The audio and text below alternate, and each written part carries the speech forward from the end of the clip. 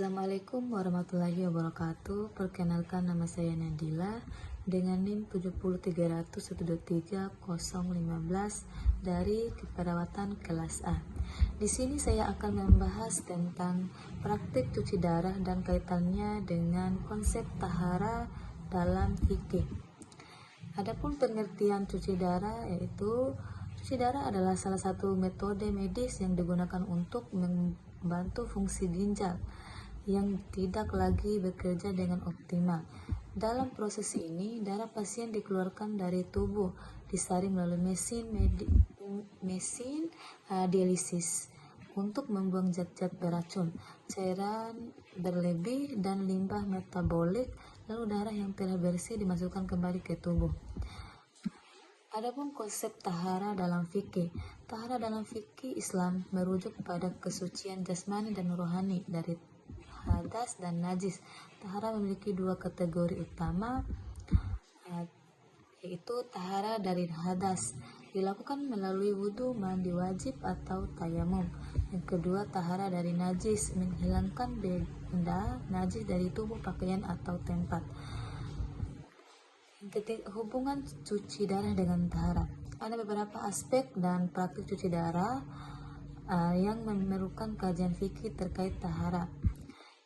Yang pertama itu ada status wudhu dan hadas.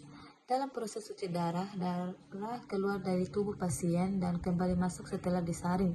Ulama berbeda pendapat tentang apakah keluarnya darah dalam jumlah besar membatalkan wudhu atau tidak. Pendapat mayoritas ulama, keluarnya darah tidak membatalkan wudhu kecuali disertai najis lain seperti buang air. Mazhab Hanafi, keluarnya darah dalam jumlah besar membatalkan wudhu bagi pasien yang menjalani cuci darah. Mereka dianjurkan untuk menjaga wudhu sebelum proses dimulai. Jika tidak memungkinkan, tayamum bisa menjadi alternatif. Yang kedua itu ada kesucian darah. Dalam Islam, darah yang keluar dari tubuh manusia dikategorikan sebagai najis. Namun dalam konteks cuci darah, dalam tersebut dianggap sebagai bagian dari tubuh manusia yang normal, sehingga tidak dianggap najis selama berada dalam sistem medis dan tidak tercampur najis lain. Ada kewajiban salat dalam kondisi cuci darah. Bagi pasien yang sedang menjalani cuci darah dalam waktu yang lama, fikih memberikan keringanan atau rukhsah terkait pelaksanaan sholat. Jika pasien tidak bisa berwudu, ia dapat bertayamum. Jika tidak bisa bergerak untuk sholat, ia diperbolehkan sholat dengan isyarat sesuai kemampuan. Sholat dalam digabung atau jamak antara zuhur dengan asar dan maghrib dengan isya sesuai kondisi pasien.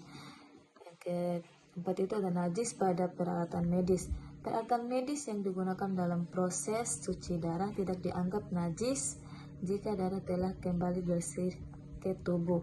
Jika ada darah yang tercecer atau tersisa di luar tubuh, area tersebut wajib dibersihkan sebelum digunakan untuk ibadah. Adapun prinsip kemudahan dalam fikih, Islam memberi kemudahan atau taisir dalam pelaksanaan ibadah bagi orang yang mengalami kondisi kesehatan tertentu seperti cuci darah. Adapun kesimpulan dari materi ini, praktik cuci darah tidak membatalkan tahara seseorang secara otomatis. Dalam Islam memberikan solusi bagi pasien untuk tetap menjaga ibadah. Hal ini menegakkan fleksibilitas hukum Islam dalam menyesuaikan aturan dengan kondisi medis yang dihadapi oleh seseorang muslim. Sekian dari saya. Wassalamualaikum warahmatullahi wabarakatuh.